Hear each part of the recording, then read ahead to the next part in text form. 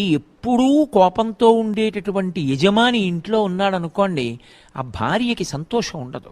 ఎప్పుడూ ఏదో భయంగా ఉంటుంటుంది.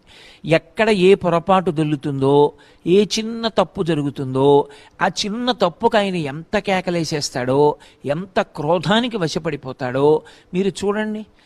పాపం జీవితాంతం బతికున్న నాళ్ళు భర్త సంతోషంగా తినాలని వండి పెడుతుంది. ఏదో ఒక్కరోజు ఆవిడ మనిషే, ఎక్కడో చిన్న పొరపాటు జరిగి కాస్త ఉప్పు తక్కువో ఎక్కువో అవుతుంది. అంత మాత్రం చేత కంచాలు విసిరేసి భార్యని పట్టు కొట్టేసి తిట్టేసి నానా రభస చెయ్యక్కర్లేదు. ఇంట్లో అంత కోపంతో ఉండేటటువంటి వ్యక్తి ఒక్కడున్నా చాలు. అది తండ్రి కావచ్చు, తల్లి కావచ్చు, బిడ్డలు కావచ్చు, తాత కావచ్చు. ఆ ఇంట్లో వాతావరణం భయంతో, ఉద్విగ్నతతోటి ఉంటుంది.